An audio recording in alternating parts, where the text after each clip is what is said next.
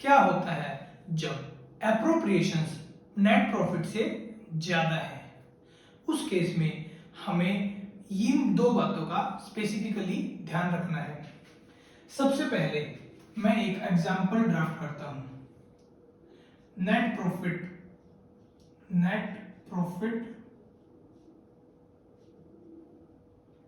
हमें 1,00,000 रुपए हुआ।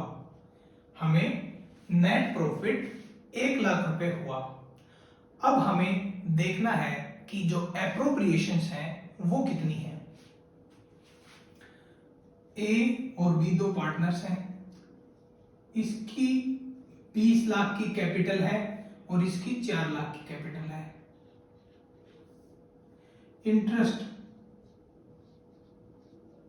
इसे मिलता है 8% से और इसे कुछ नहीं मिलता। सैलरी इसे नहीं मिलती और इसे मिलती है पूरे साल भर में 1,20,000। ठीक है। अब सबसे पहले तो मैं आपको बता दूं कि एप्रोप्रिएशन से क्या मतलब है। पार्टनर्स को जो भी पैसा मिलता है, चाहे वो इंटरेस्ट हो, चाहे वो सैलरी हो, चाहे वो कमीशन हो, उन्हें हम एप्रोप्रिएशंस के नाम से जानते हैं। अब इस एग्जांपल में मैं अगर बात करूं तो एप्रोप्रिएशंस ए को इंटरेस्ट ऑन कैपिटल मिलने वाला है, ये ए के लिए एप्रोप्रिएशन है, और बी को जो सैलरी मिलने वाली है ये बी के लिए एप्रोप्रिएशन है। हमारे पास देने के लिए नेट प्रॉफिट है सिर्फ 1,00,000 रुपए। अब कैलकुलेट करते हैं कि ए को इंटरेस्ट कितना मिलने वाला है। 20 लाख 8% जो कि आ जाएगा 1,60,000।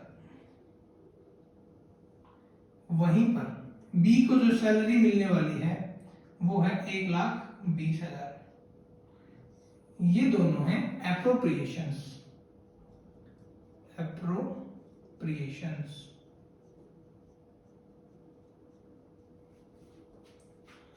तो इस केस में हम ऐसा नहीं कर सकते हैं कि 1,60,000 ए को दे दे और 1,20,000 बी को दे दे, क्योंकि पार्टनर्स को उतना ही एप्रोप्रिएशंस मिल सकता है जितना कि नेट प्रॉफिट है। नेट प्रॉफिट से ज्यादा कभी भी डिस्ट्रीब्यूट नहीं किया जा सकता है पार्टनरशिप में। क्योंकि आप अब अपने एग्जाम्पल लेके देखते हैं। सिंपल सा एग्जाम्पल, मैं और एक मेरा दोस्त हमने पार्टनरशिप शुरू की।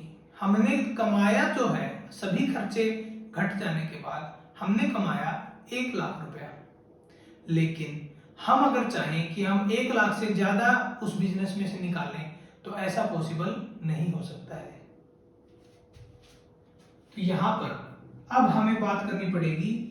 अगर मैं कहूं, ए बोले कि मेरे को 1,60,000 में से पूरा 1,00,000 दे दो, तो बी बोलेगा कि मैं यहां खाली बैठा रहूंगा क्या? नहीं। तो इस सिचुएशन से डील करने के लिए हमें निकालना है एक रेशियो कि उस रेशियो में मिल जाए पैसा तो दोनों के दोनों खुश हो जाए, दोनों के बीच की लड़ाई खत्म हो जाए।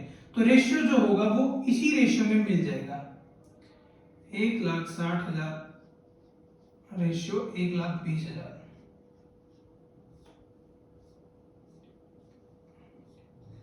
4:3 के रेशियो में हमें इस अमाउंट को डिवाइड करना है।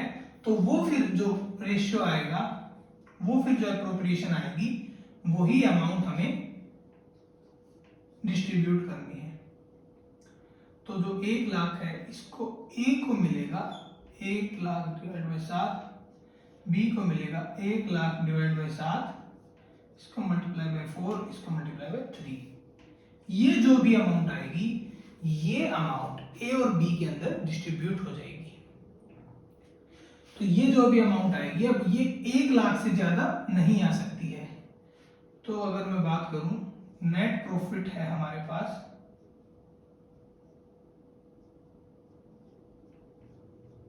1,00,000, और इधर ए का इंटरेस्ट मिलने वाला है और बी को जो सैलरी मिलने वाली है उसकी अमाउंट आ जाएगी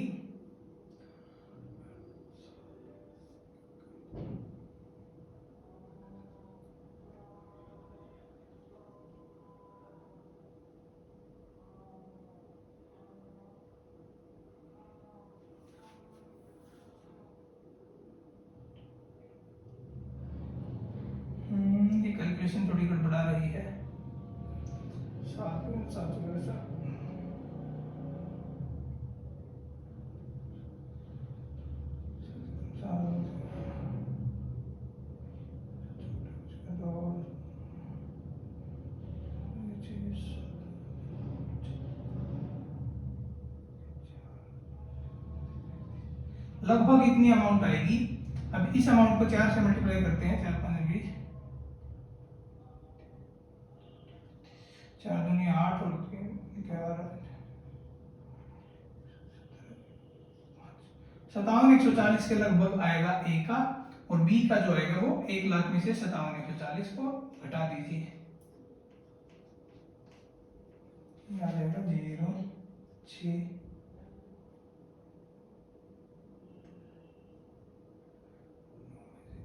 8